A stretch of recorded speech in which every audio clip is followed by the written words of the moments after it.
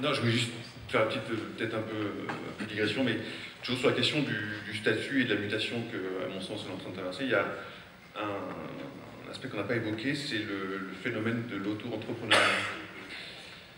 C'est plus un signal faible, ça, aujourd'hui. Je crois qu'il y a 1 million d'auto-entrepreneurs en France depuis le mois de juillet. Ça interroge plein de choses. Ça interroge la question des formes urbaines, et c'est ça qui fait exploser aujourd'hui ce qu'on appelle le coworking, là, enfin, vous avez forcément entendu parler. Et ce statut-là, il est assez intéressant et assez révélateur, de la période qu'on traverse. C'est que on est pour le coup entre le salariat et le patronat. C'est-à-dire qu'on peut très bien se lancer en tant qu'auto-entrepreneur. Pour le coup, je pense qu'il n'y a même pas la mise de départ, elle est inférieure à celle d'une SARL. Il y a plein de boîtes d'archi qui font du salariat déguisé et qui embauchent des entrepreneurs, sachant que quand on est auto-entrepreneur, il faut avoir plusieurs clients, et que donc on ne peut pas travailler pour un seul archi, mais bon, ça ne pose pas de problème aux boîtes d'archi. Mais en même temps, ça veut dire qu'on peut avoir une espèce de sécurité de l'emploi liée à un donneur d'ordre principal qui est une agence d'archi, mais ça ne vous empêche pas en plus de développer vos propres projets et de répondre à des appels d'offres et de commencer à réseauter, de répondre en équipe sur des sujets. Et voilà, c'est dommage qu'il n'y ait pas d'auto-entrepreneurs autour de la table, parce que je pense que c'est bon, voilà, il y a un chiffre d'affaires qui est limité, mais c'est en tout cas une nouvelle façon de faire et qui est à mon avis très révélatrice de ce qu'on traverse aujourd'hui, parce que voilà, on crée son entreprise, mais en fait là on crée surtout son emploi, en fait. Et c'est aussi pour ça que ça marche très bien, parce qu'il y a plein de gens qui ont été licenciés, qui se reclassent comme ça. Mais c'est l'idée qu'aujourd'hui on ne crée plus forcément l'entreprise pour créer l'entreprise, mais on crée l'entreprise pour créer son emploi, en fait. Et ça c'est assez important. Alors je rebondis là-dessus, sur le régime de l'auto-entrepreneuriat. C'est très facile à faire, c'est très pratique, effectivement, créer son emploi, mais j'attire votre attention quand même sur le degré de précarité de tous ces gens, d'une partie non négligeable de ce million d'auto-entrepreneurs qui vivent vraiment dans la précarité. Quand on crée son entreprise, le risque c'est effectivement de faire un chiffre d'affaires qui est trop faible pour pouvoir se rémunérer correctement. Et dans l'auto-entrepreneuriat, justement, c'est qu'on n'est pas obligé de faire, enfin, il y a un gros chiffre d'affaires. Il y a beaucoup de gens qui vivent avec très peu, qui font très peu d'activités économiques au final, et qui vivent des minima sociaux. Et il faut faire très attention à ça, à ne pas s'enfermer dans une spirale où on vivote, en fait. Et donc, à un moment, il faut savoir aussi lâcher si on se rend compte que ça ne marche pas. Pour revenir un petit peu plus concrètement au niveau opérationnel, est-ce que le fait d'avoir votre propre structure, ça vous permet une certaine créativité plus importante ou pas? Je prends juste rapidement la parole. Oui, théoriquement, oui. Sauf que, voilà, je vais parler de mon cas personnel. Aujourd'hui, je parlais de la fameuse course à l'échalote, on est un peu contraint, nous, de se démener pour ramener du boulot et faire vivre cette boîte. Et la commande publique aujourd'hui, donc, outre son assèchement, il y a une vraie faillite aujourd'hui de l'ingénierie territoriale, à mon sens, c'est-à-dire qu'il n'y a plus de bonne maîtrise d'ouvrage. Donc les commandes passées ou les études, les besoins formulés ne sont pas forcément les bons et sont pas toujours très bien hiérarchisés. Donc nous, on a un vrai problème aujourd'hui, c'est qu'on a un émiettement du nombre de contrats. C'est-à-dire qu'on n'est pas comme des boîtes d'architectes ou de paysagistes qui peuvent s'organiser, voire venir avec des gros contrats de maîtrise d'œuvre urbaine qui permettent de planifier un travail sur plusieurs mois, voire sur plusieurs années. Nous, on est sur de la commande express à 5-6 000 euros. Donc aujourd'hui, on a 50 projets en cours, ce qui est beaucoup trop.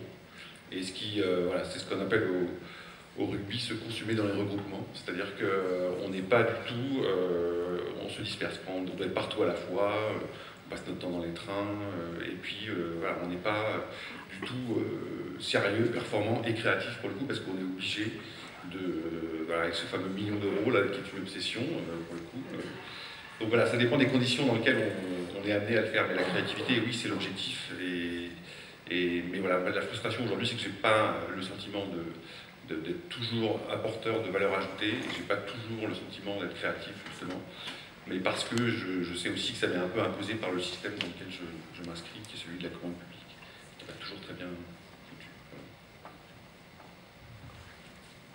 Moi, le malheur, c'est qu'il faut vivre de notre métier, il faut en tirer un salaire, et c'est bien le souci. Et là, je trouve qu'il y a une concurrence déloyale qui s'installe. Je ne sais pas, c'est des gens qui travaillent dans les CAE, tant pis, je vais y aller.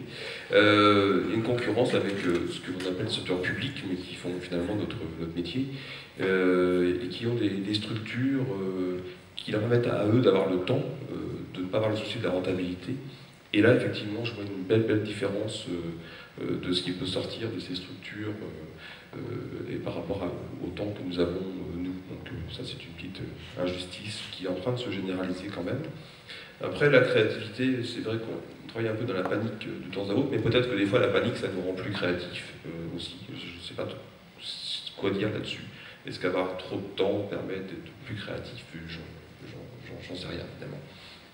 Je ne sais pas si la panique permet d'être créatif, mais en tout cas la fatigue permet de l'être, parce que quand on travaille beaucoup, eh ben on a beaucoup d'idées pour améliorer son ordinaire et réduire son temps de travail, donc ça rend créatif.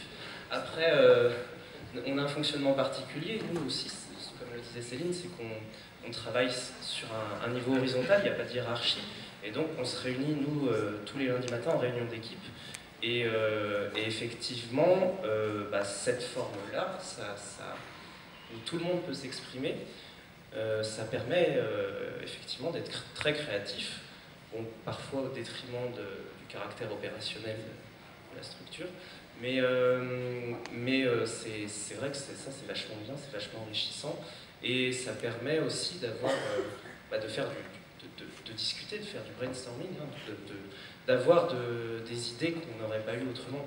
Après, ma responsable de stage me disait « rien ne s'invente, tout se recopie ». Donc là, j'attire l'attention sur le travail de veille. Il faut toujours faire attention à ce que font les autres. Donc voir vraiment les initiatives, les innovations ici ou là, partout en France ou ailleurs, même à l'international, parce que effectivement, il peut y avoir des pépites qui mériteraient d'être réintégrés, recopiés dans notre structure et qui peuvent après nous donner une longueur d'avance sur les petits concurrents. En fait, les moments créatifs sont assez invisibles et on a beaucoup de stagiaires qui passent à l'agence qui sont un peu perturbés parce qu'ils pensent que voilà, comme dans le sitcom, quand on s'installe dans un atelier, on réfléchit à plusieurs pendant les heures ouvrables. Mais finalement, ça ne se passe pas du tout comme ça. Ça se passe la nuit, dans la voiture, lorsqu'on voyage. Les projets faits au coin de la table sur la nappe, ça existe, mais ça a toujours existé, je crois. Donc la créativité, elle se passe à ces moments-là. Et c'est vrai que je vois les gens toujours un peu perdus, qui pensent qu'on va s'installer avec sa petite boîte à crayon, et puis dès le lundi matin jusqu'au lundi soir. Voilà, donc la création, je pense qu'elle est assez impalpable finalement. Bon, après voilà, la créativité, on n'a même pas le choix, il faut qu'on soit créatif, sinon ça ne va pas durer très longtemps, quoi. Surtout aujourd'hui, il y a des voilà. La crise comme opportunité, ça peut aussi être, on sait que ça fait des ravages, mais ça peut aussi être un credo qui permet de déboucher sur de nouveaux processus, de nouvelles créations justement sur l'état de sujet. Donc il faut pas s'endormir. Et si on n'est pas créatif, on se met en danger tout simplement. Donc, voilà. Mais c'est compliqué hein, parce qu'on est très facilement bouffé par le quotidien sur des tas de conneries qui sont forcément à faire. Et donc voilà, on avait prévu un workshop ou un brainstorming, et on n'a pas le temps de le faire parce qu'il faut qu'on aille chez le comptable déposer la TV. Enfin, voilà, ça se joue à rien, ça. Hein. Donc voilà, nous, on a essayé de mettre en place ce qu'on appelle des chargés de mission, parce qu'on a des chargés d'études, mais on leur a dit, vous êtes aussi un jour par semaine ou 2 jours par mois, vous êtes aussi chargés de mission. Donc on les fait travailler sur des sujets, et on essaye de réunir les 13 personnes une fois par mois sur voilà, un sujet un peu de prospective, un sujet de société, et ce que ça peut vouloir dire dans le métier quotidien, quoi. Déjà ça c'est pas mal en fait, et se réunir effectivement, se réunir à 13 c'est hyper compliqué, hein, parce qu'il y en a qui sont forcément tous là, mais on essaye, on se force en tout cas à se dire que c'est la créativité, voilà. Mais c'est pas facile. c'est d'autant moins facile que c'est effectivement, typiquement, le temps qu'on doit récupérer qui est nécessaire pour la gestion quotidienne, hop, c'est effectivement là-dessus qu'on le prend le plus facilement. Ça, c'est très clair. Ouais. Bah oui, enfin après, oui, voilà, comment gérer des êtres humains au sein d'une structure, en un ou plusieurs sites. Moi, pour mon cas, on a le siège à Landerneau, on a un bureau sur Amiens, un autre sur Roanne, donc c'est éclaté. Et c'est vrai que, ne serait-ce qu'organiser des réunions téléphoniques comme ça, sur trois structures, enfin 3 entités géographiques différentes, je suis en train de réfléchir, là, je sais pas, ça fait plusieurs mois qu'on n'a pas fait ça, ouais.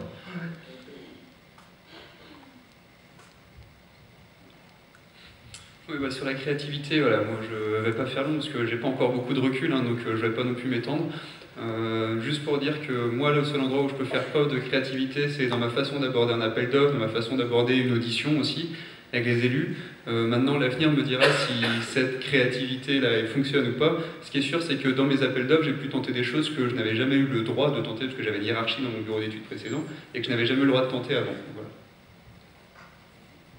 Dans notre structure, ce qui est spécifique, c'est qu'on a des adhérents clients et c'est un peu cette relation au quotidien qu'on essaye de créer et de réussir à avoir à la fois une relation amicale et une relation de professionnel à client.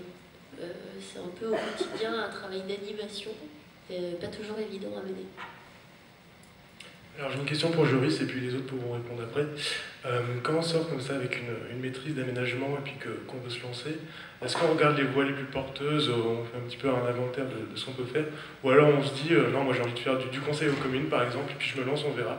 Est-ce que en gros la passion l'emporte sur la raison? Alors pour revenir un peu, lorsque j'étais étudiant à Géoarchi, lorsque j'ai cherché mon stage, moi j'aime autant vous dire, mais c'est peut-être le cas pour beaucoup d'entre vous, que moi les PLU, je voulais même pas en entendre parler. Pour moi c'était l'horreur, quoi. C'était la mort de l'urbaniste. Je me voyais déjà manger des centaines de pages et avoir la sensation de reproduire des mémoires à longueur de journées et d'années, donc j'en voulais pas. Donc moi je voulais faire un stage dans une SEM, je trouvais ça formidable, je me voyais chargé d'op. C'était magique, quoi. Mais ça s'est pas passé comme ça, et à un moment donné, j'ai pris le stage que j'ai trouvé. Le stage que j'ai trouvé, c'était un stage qui me permettait derrière d'avoir un emploi précaire, mais un emploi, et peut-être un emploi qui, pour le coup, voilà, allait devenir un peu plus durable. Donc du coup, c'était je dirais au départ, le choix de la raison. Un choix de la raison qui s'est quand même transformé en choix de la passion, parce que j'ai pas fait le choix de monter une boîte dans quelque chose que je déteste. Et en l'occurrence, j'ai fait ce choix de continuer à faire des plans locaux d'urbanisme pour mon compte, alors que j'aurais très bien pu me dire au moment du licenciement économique que j'avais aussi justement un an payé avec mon salaire d'avant. Enfin, ça me laissait un an pour trouver l'emploi qui me plaise, y compris ailleurs en France, où on continue à chercher sur mon secteur. Il y avait des opportunités avec les EPCI qui prenaient des compétences nouvelles et qui se dotaient aussi de nouveaux urbanistes en interne. Donc voilà, le choix, je l'ai fait là, pour le coup, voilà, ce choix de raison au départ, de se dire je vais faire des PLU parce qu'aujourd'hui c'est un créneau porteur, c'est devenu un choix passionnant. Voilà. Je pense que Court-Circuit peut répondre à cette question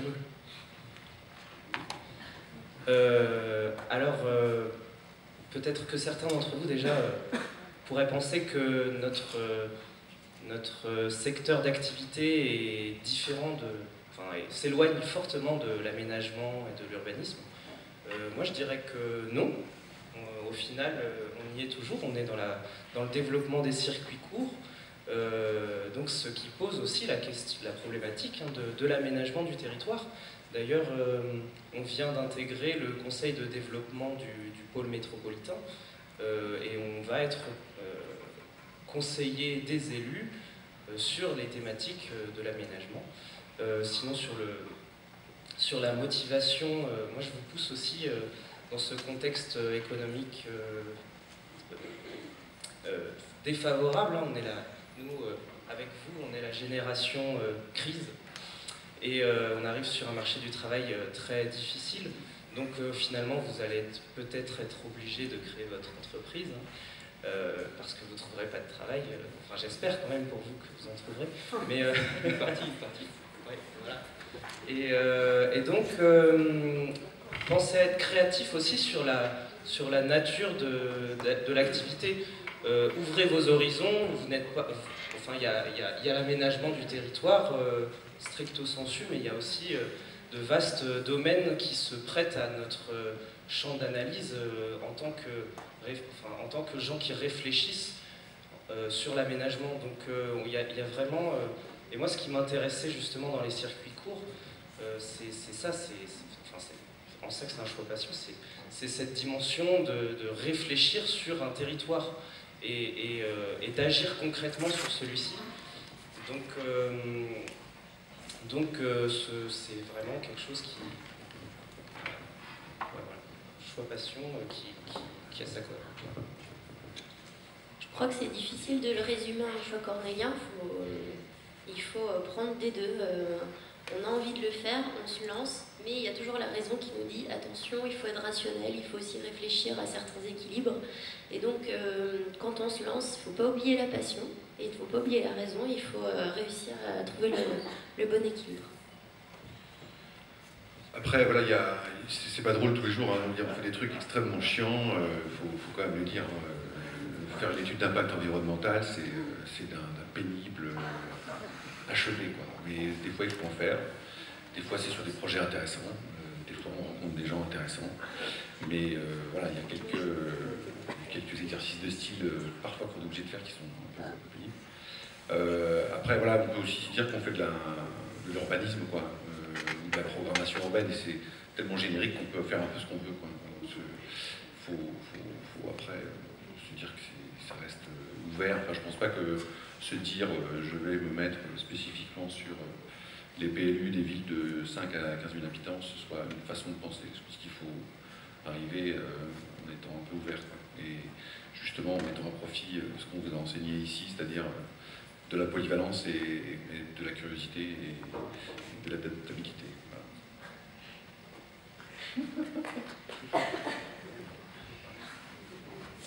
Oui, raison, passion. De toute façon, je pense que la raison nous rattrape toujours. Et je dirais aussi de toute façon, il faut se lancer si on est passionné. Sinon, ça risque... on peut le faire par raison aussi, mais voilà, moi, le piment, hein, c'était quand même parce que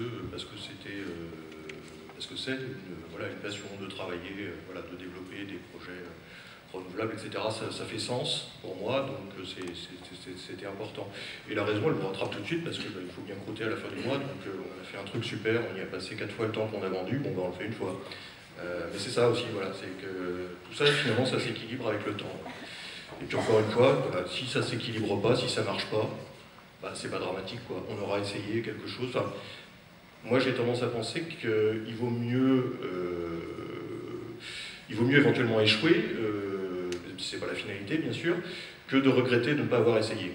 Voilà, c'est pas très bien dit, mais je crois que vous comprenez à peu près ce que ça veut dire malgré tout. C'est vrai qu'à terme, il y a quelque chose. Il y a un élément qui peut miner un peu la passion, c'est je vais sortir un mot terrible, c'est la rationalisation du travail. Et ça, c'est vrai que mettre en place des process pour augmenter la productivité, l'efficacité, au détriment de la créativité, parfois, ça peut être compliqué à gérer psychologiquement. Ça peut un peu assécher la passion. Et donc, il faut savoir se relancer. C'est pour ça qu'on est 4 dans l'équipe, il y a toujours des gens qui vont axer sur la raison et d'autres qui resteront des passionnés. C'est bien d'avoir une équipe. Désolée, Joris. On est plusieurs dans ma tête. Eric, peut-être un dernier mot.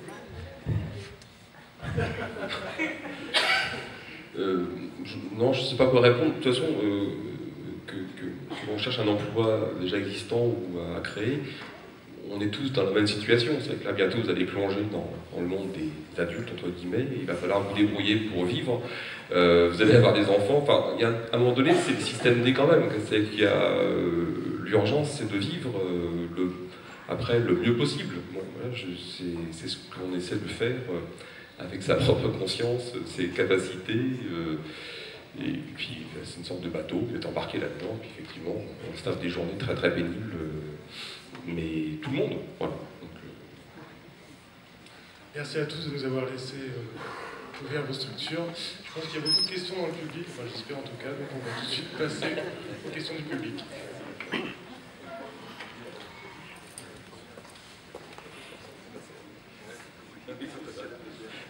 Monsieur le public.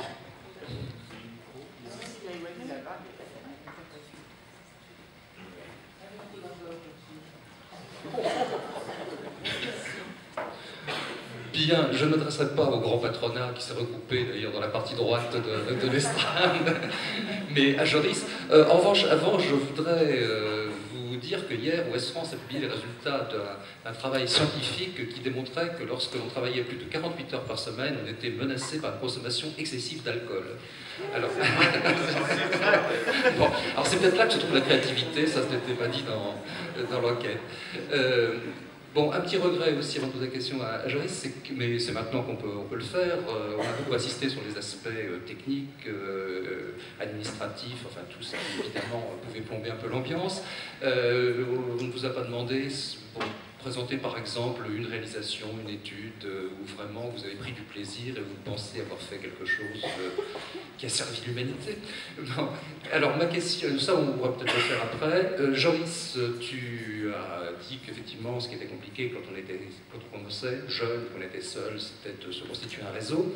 Mais il y a aussi des considérations administratives qui jouent contre celui qui commence. Quand on répond à un appel d'offres public, une des questions posées, c'est quelle est la nature de la société, quels sont les moyens dont dispose la structure, quel est le chiffre d'affaires de l'année précédente, alors comment se dépatouille-t-on de tout ça?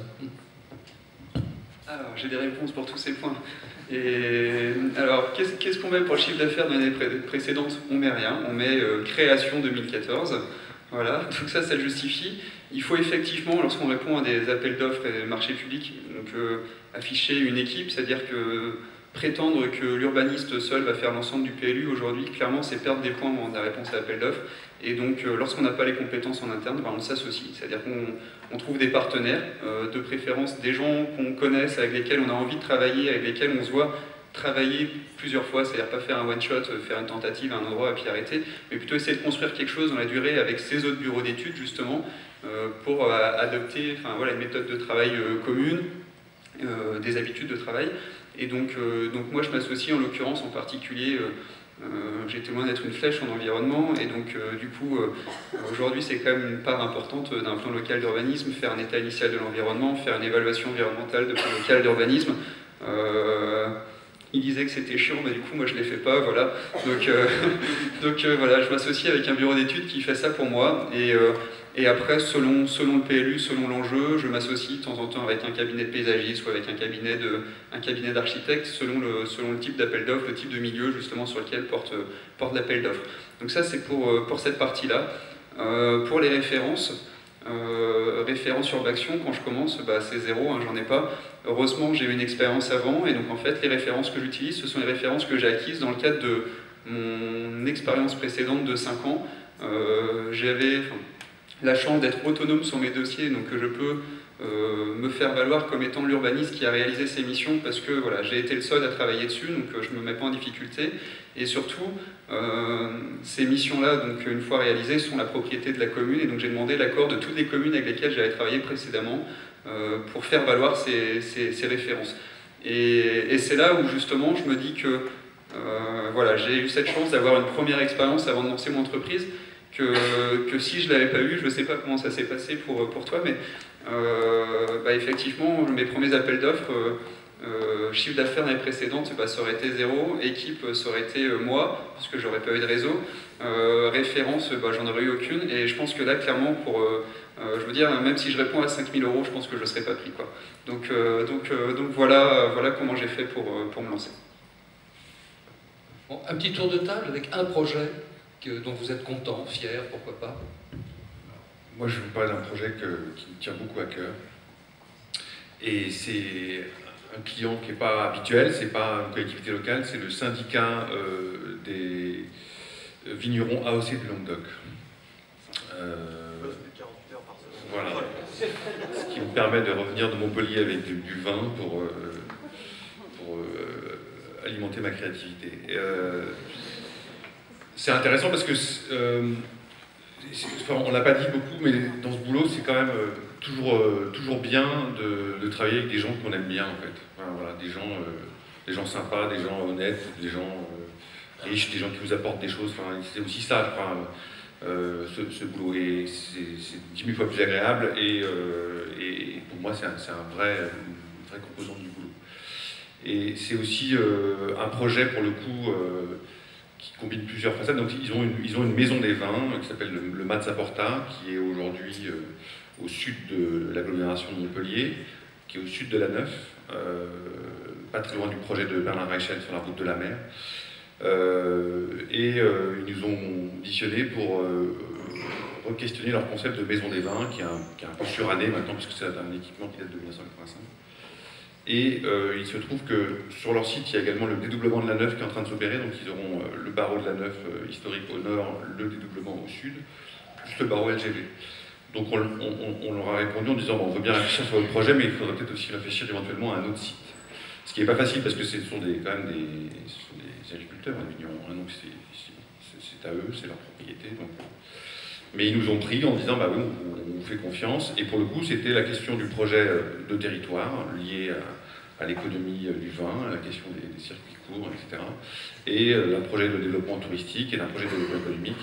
Donc c'est tout ça qui était croisé. Et bon, c'est un projet extrêmement compliqué à faire sortir puisque dans le syndicat, il y a des pédigrés extrêmement différents. Il y a les prolétaires coopératives, il y a les grandes familles, il y a les néos qui viennent de Paris et qui se sont mis à faire de la vigne. Donc tout ça, ça donne des avis absolument contrastés et totalement opposés sur la question. Et donc c'est aussi ça, c'est de faire émerger un projet basé sur voilà, des échanges, de la présence, de beaucoup d'énergie. Mais voilà, c'est un projet qui me plaît, surtout parce que les clients sont un peu, où la maîtrise d'ouvrage est un peu différente, essayer de pousser des rapports un peu nouveaux. Alors, il y en a quand même beaucoup de projets passion. Alors, mes dernières joies sont le développement de nouvelles régions. Alors, je suis allé travailler dans le Périgord, en fait, parce qu'il faut se faire aussi plaisir avec la bonne bouffe. Et donc, j'ai rencontré des gens formidables, des élus dans le Périgord, donc 4 ou 5 communes. Et puis avec un œil nouveau, je me vois prendre ma voiture, rouler pendant 7 heures, me libérer de tout, et puis arriver avec un œil neuf, dans une région qui n'est pas encore complètement avalée par l'administratif. Enfin, voilà, on est loin de Paris, c'est comme ici. Donc finalement, ça nous détend un petit peu. Donc ça me fait beaucoup plaisir. Donc voilà, on est en train d'aménager ces villages. J'ai fait pareil aussi sur l'île de la Réunion. Donc c'est un pur bonheur d'atterrir sur l'île à Saint-Denis. On réduit sa vitesse de moitié en marchant. Enfin voilà. Donc c'est mes dernières expérimentations. En gros, c'est de partir. Voilà. Donc et puis je suis allé voir aussi à Casablanca s'il n'y avait pas des moyens de travailler. En gros, là, je cherche à m'échapper. Mais alors là, c'est tout bonnement génial, en fait.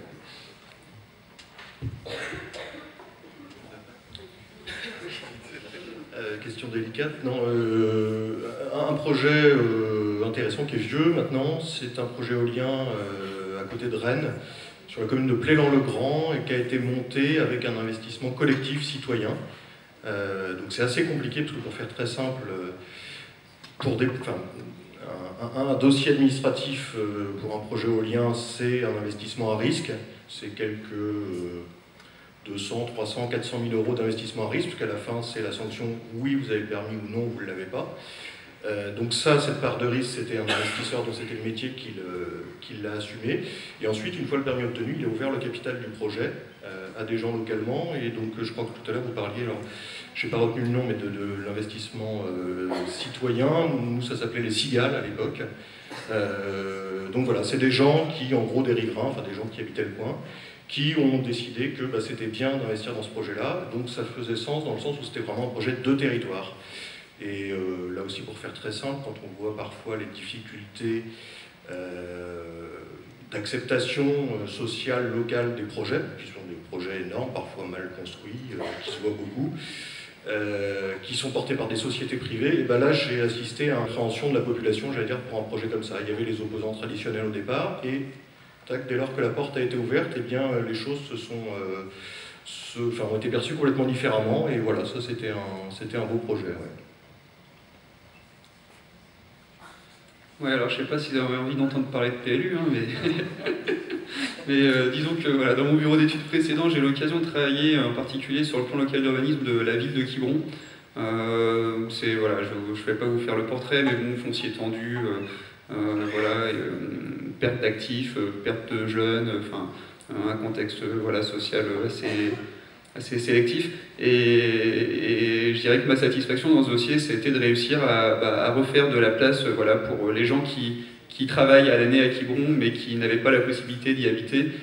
Ça a été pour les jeunes qui n'avaient pas la possibilité non plus d'acheter, ni même de louer sur place, parce que l'offre locative, et ben en fait, elle était disponible pour 9 mois de l'année, et puis les 3 mois d'été rapportent tellement d'argent loué à la semaine qu'ils étaient chassés. Et donc du coup, dans le plan local d'urbanisme, on a introduit des objectifs de réalisation de logements sociaux nettement plus importants que ce qui était prévu donc, par le PLH. Et en plus en définissant donc, dans les orientations d'aménagement et de programmation une typologie suffisamment fine pour que justement ça ne puisse pas être du logement aussi de résidence secondaire, c'est-à-dire qu'on imposait une partie de typologie plus grande, de logements plus importants, de façon à ce que justement ça ne puisse pas correspondre à des T2, T1 ou T3 loués en tant que meublés touristiques. Voilà. Alors, nos petites victoires. À la création de l'association, nous avions le souhait de rendre accessibles les produits que nous vendons à toutes les bourses. Donc on a un tarif social pour les personnes non imposables, les étudiants et les personnes aux minima sociaux. Mais on s'est retrouvé confronté à plusieurs choses. C'est que déjà le bio porte une image de produit de luxe, que tout le monde ne sait pas cuisiner. Et quand je dis ça, je vous dis juste éplucher 3 carottes et faire une soupe. Hein. C'est bien trop difficile pour certaines personnes. Et donc, on s'est rendu compte que malgré ces tarifs, on n'arrivait pas à toucher les personnes qui ne consomment pas bio local. Donc on touche beaucoup de militants, on touche aussi des gens qui ne mettent jamais un pied à la Biocoop et qui sont rentrés dans le court-circuit parce qu'il y avait de la lumière, parce qu'on était sympa et parce qu'on leur donne des conseils recettes, on est simple. Mais au-delà de ça, on avait besoin de toucher un autre public. Donc on a mis en place un projet qui s'appelle Panier solidaire. L'objectif, c'est de lever plusieurs freins et de commencer par le frein économique. Donc, à l'aide d'aide publique, on propose des paniers financés à 50%. Derrière cette aide se cache en fait le désir d'apprendre, de réapprendre à cuisiner, de réapprendre à s'approprier son alimentation, de ne pas manger des produits de mauvaise qualité, et aussi, alors ils font partie de nos partenaires, hein, les secours catholiques et les secours populaires, mais eux aussi le remarquent, voilà, les produits qu'ils distribuent sont de mauvaise qualité, et on ne peut pas se permettre de nourrir les gens uniquement avec ces produits, et puis en plus ils sont préparés. Donc il n'y a plus qu'à allumer le four micro-ondes et à lancer la cuisson, mais en fait les gens se retrouvent complètement déconnectés de leur alimentation. Et notre petite victoire, c'est de voir des familles qui réapprennent à cuisiner, pour qui c'est aussi un temps convivial. On ne reste pas devant la télé à manger des hamburgers. Notre petite victoire, voilà, c'est de voir toute cette réappropriation, de voir les gens venir sur les fermes, de se rendre compte de ce qu'est le maraîchage, ce qu'est la production laitière, etc. Sinon, on a un autre super projet qui est de créer un pôle des circuits courts sur Brest, un pôle vitrine, parce qu'il n'y en a pas actuellement. Et donc on s'associe avec différents partenaires de l'économie sociale et solidaire pour créer en centre-ville un ensemble qui comprendrait donc un magasin de producteurs une cantine bio locale accessible à tous, donc qui fournirait des repas peu chers pour les actifs du midi, notamment. Il y aurait une maison du vélo, une recyclerie et tout ce qui tourne autour de la réutilisation du textile, enfin d'anciens textiles pour le réutiliser. Donc ça se situe dans le champ de l'économie circulaire. Donc ce projet-là, pourquoi on veut le monter, c'est que nous on a comme objectif de transformer le pays de Brest, de transformer le territoire. Donc il faut peser, il faut avoir du poids, donc il faut croître.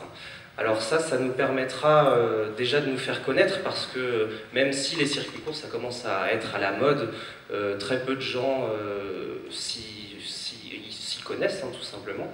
Et donc d'avoir une vitrine en plein centre-ville, en hypercentre, ça nous permettra d'être connus et reconnus pour notre activité.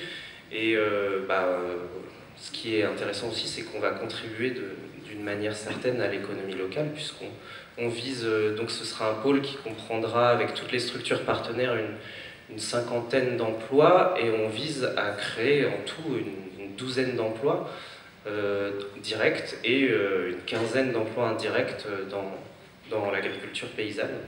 Donc c'est un gros projet, on cherche encore le lieu, on est en phase d'élaboration. On vient de créer le collectif qui rassemble là une douzaine de structures, et donc on est en lien avec la collectivité pour trouver le local qui nous irait en centre-ville. Donc on vise quelque chose de gros, hein, autour de 1000-2000 mètres carrés en tout. On a une piste sérieuse, vu que le projet des Halles Saint-Louis s'est planté. Et quoi de mieux que d'installer un projet qui reconnecte le centre urbain à sa ruralité qu'un projet de pôle des circuits courts. Donc on est en train de faire passer ça doucement aux élus, mais ça prend du temps. Voilà. Merci. Est-ce qu'il y a d'autres questions dans la salle? Oui, elle a été répondue en partie, mais j'aimerais avoir plus d'informations. Est-ce qu'il est possible de se lancer, et comment, quand on n'a pas d'expérience professionnelle derrière, ou peu, juste des stages? Moi je peux répondre, ça me paraît un peu compliqué quand même. C'est ce que disait Joris. Joris, aujourd'hui, il vend ses références, il vend son CV, c'est-à-dire il vend les projets sur lesquels il est intervenu. Sans ça, sans chiffre d'affaires, juste avec un ordinateur, c'est à mon avis un peu compliqué quand même. Donc ça veut dire que créer une boîte, c'est sûrement une deuxième étape, quoi. En tout cas, en tout cas aujourd'hui, ça me semble, peut-être que Eric, tu es parti directement, mais il me semble que c'est peut-être plus prudent de se faire une expérience et d'avoir justement quelque chose à vendre, quoi. Voilà. Donc pour moi, ça peut être considéré comme une deuxième étape. À mon avis, ça dépend quand même beaucoup du domaine d'activité. Parce que sur des choses nouvelles, personne n'a d'expérience, personne n'a de référence, par exemple. Je n'ai pas d'exemple concret, mais par exemple, les circuits courts, etc., c'est des activités récentes. Je veux dire, j'imagine qu'on peut très bien réfléchir et monter des choses comme ça sans aucune expérience. Puis, de toute façon, c'est la question sans fin, parce que je ne me lance pas parce que je n'ai pas d'expérience, mais il faut bien l'acquérir, cette expérience. Donc comment on fait? Enfin, à un moment, voilà, il ne s'agit pas d'y aller à l'aveuglette, mais alors sur le domaine peut-être des études urbaines, etc., là, il y a du monde sur le marché, là, effectivement, c'est peut-être délicat, mais si on arrive à se différencier, à être sympathique, à avoir des interlocuteurs avec qui le contact se fait bien, pourquoi pas, ouais. En fait, moi je suis parti directement d'ici, mais pendant mes études en géoarchie, je m'étais organisé pour avoir un carnet de commandes avant de quitter la fac. Donc quand je me suis installé au mois de juillet, j'avais déjà des commandes enregistrées avant la création de mon agence. Alors c'était des commandes toutes petites, mais au moins j'avais de la matière. Donc je ne suis pas parti comme ça, sans rien. Voilà. Ça se prépare quand même un petit peu à l'avance, quoi.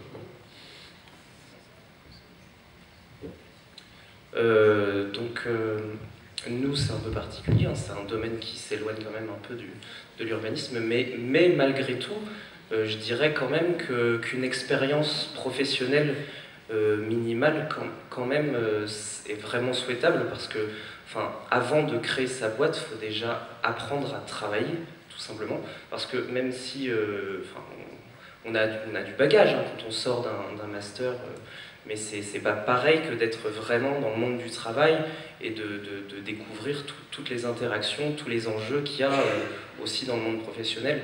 Donc moi je vous inciterais quand même à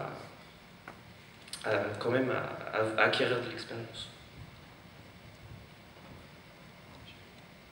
Oui, bonjour. Des éléments de complément qui s'inscrivent exactement dans ce qui a été dit pour un autre champ d'activité, mais qui va vous concerner aussi. C'est surtout ce qui concerne les cabinets, les agences d'architecture, de paysage et d'urbanisme, qui interviennent un peu plus tard dans le processus, qui peuvent intervenir en même temps que les études préalables préopérationnelles et qui s'inscrivent dans le temps long après dans la fabrique de la ville, plus dans le process opérationnel. Vous allez retrouver un peu ces mêmes logiques en fait, c'est-à-dire que vous allez, quand tu parlais de réussite, quand vous parliez tous de réussite professionnelle, on retrouve un peu ces opportunités-là, c'est-à-dire que c'est des gens qui, vous avez la même typologie des structures qui sont anciennes, qui tournent depuis longtemps, qui sont connues.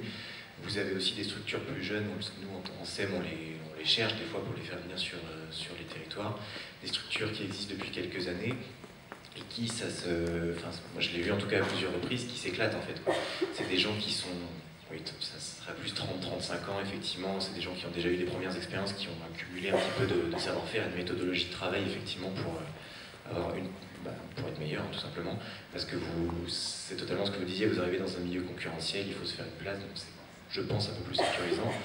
Pour ce qui est de la partie plaisir, clairement vous pouvez retrouver, vous n'êtes pas conditionné en fait, vous pouvez avoir des idées novatrices. On s'est retrouvé plusieurs fois sur des territoires qui étaient a priori assez fermés localement par le politique ou par les services. Là, dans ce cas-là, et c'est je pense là que vous y prenez tout votre plaisir, autant dans le réglementaire que dans le côté associatif, environnemental, vous pouvez être force de proposition si c'est dans l'ADN de la boîte que vous êtes en train de créer. Nous, concrètement, on est tombé sur un prestataire, un archi-urbain, plusieurs, mais qui était vraiment dans cette force-là, une force de proposition, qui n'était pas castrée, entre guillemets, par une administration, par des forces qui lui disaient de ne pas y aller. Il a inventé une manière de concerter et de présenter le projet que j'avais jamais vu en tant que chargé d'opération. L'élu, ça a fait tilt. Voilà, il y avait vraiment cette notion de plaisir et de créativité qui était possible. Alors toujours sur ces mêmes exemples, donc c'était des personnes 30-35 ans, et après on en voit d'autres, donc à peu près de nos âges, la trentaine, qui créent eux-mêmes, après avoir accumulé cette première expérience de 4-5 ans, leur propre agence et qui tentent leur chance aussi. Donc ce que je voulais vous dire, c'est que, vu que c'est un de vos futurs débouchés d'emploi également, c'est une logique qui s'applique aussi dans tout ce qui est les cabinets d'archi-urbain. Pour reprendre un peu ce que disait Joris, c'est toujours pareil, tant dans le réglementaire que dans l'urbanisme, ils ne savent pas tout faire tout seuls. Et il y a souvent soit des groupements de maîtrise d'œuvre pour avoir un ensemble de compétences avec des paysagistes, des architectes, tout ce qu'il faut. Et une fois que les boîtes ont un peu grossi, vous retrouvez, peut-être plus chez Alphaville, mais un regroupement de compétences en interne. Vous avez beaucoup d'agences comme ça, et ce qui fait que vous avez, vous tout seul, vous n'y arrivez pas, mais avec les 10 personnes de l'agence, vous accumulez quand même un savoir dans les temps d'échange qu'il vous reste, dans le temps de répondre aux appels d'offres malheureusement, mais vous accumulez du temps d'échange et ça vous fait aussi une force de frappe plus importante. Voilà. Alors le temps faisant loi, nous allons passer à la dernière question.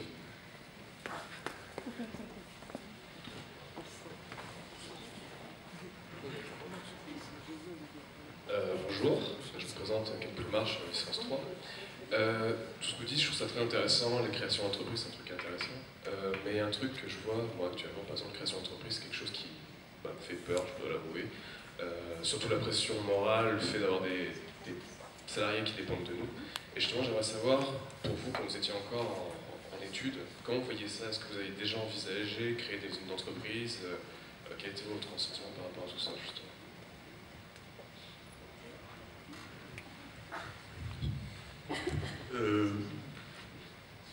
Mon expérience personnelle, non, je pense que ça m'avait même pas effleuré l'esprit quand j'étais à votre place là, sur les bancs de la faculté. Ça s'est fait, comme j'essaie d'expliquer tout à l'heure, assez naturellement. Voilà, quand il y a eu du boulot, on a commencé à embaucher avec des compétences spécifiques, et puis ça s'est fait Enfin, c'est un peu enjolivé là, ce que je raconte, mais ça s'est fait quasiment au fil de l'eau, je vais dire, assez naturellement. Donc cette angoisse-là, je ne l'ai jamais eue à l'esprit, donc enfin, j'ai pas l'impression que ça nous ait freiné à un moment, quoi. Peut-être que si je reviens ici dans quelques années, je vous dirais j'aurais dû l'avoir à l'esprit, parce que c'est problématique désormais, mais non, ça s'est fait. Moi, j'ai jamais été angoissé par ça, et puis, après, chacun gère ou plus ou moins bien hein, ces questions-là, ces appréhensions-là, mais ça avance à rien d'être angoissé. On n'avance jamais vraiment, donc ça ne veut pas dire qu'il ne faut pas se poser de questions, mais voilà, on n'est pas très créatif, on n'est pas très constructif lorsqu'on est angoissé ou lorsqu'on a des peurs, quoi. Donc c'est plutôt essayer de voir l'autre côté des choses. Quand j'étais sur les bords de la fac, je n'imaginais pas créer un jour une structure.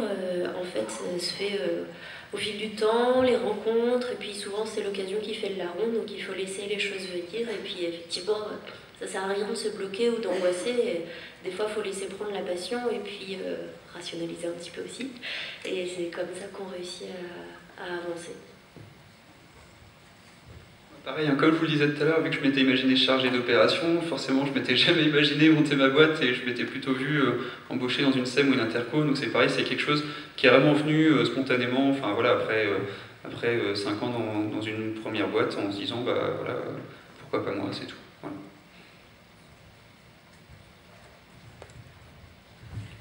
Moi j'avais l'angoisse un peu inverse et je ne voyais pas bien où j'allais pouvoir aller. Donc finalement j'avais plus qu'une solution, c'était moi-même. Donc j'avais des problèmes avec la hiérarchie, ça a toujours été. Donc voilà, il n'y avait plus que cette solution-là, donc j'y suis allé. Voilà. Donc c'est l'inverse. Ouais, moi je n'ai pas vraiment de souvenir précis de ce que j'avais en tête à cette époque-là, mais je ne m'étais pas imaginé effectivement, je pense, comme ça, créer ma boîte ou me retrouver tout de suite sur des postes à responsabilité, quoi. J'étais plutôt dans une logique de salariat, je pense. Après, voilà, je ne sais pas si ça a un sens finalement de se dire en amont, je vais créer ma boîte ou je vais être salarié. Enfin, je pense qu'il faut se laisser un peu aller, quoi. C'est une question d'opportunité, à saisir ou pas, c'est une question de chance ou d'événement. Enfin, bon, voilà, je pense qu'il faut se laisser un peu flotter, quoi, et surtout se poser la question de qu'est-ce qui vous intéresse, le sujet, plutôt que de savoir la forme que vous allez privilégier pour l'exploiter. Voilà, je pense que c'est plus ça la vraie question. C'était le mot de la fin, merci. On vous invite à continuer le débat autour d'un café. Et merci à tous de votre participation.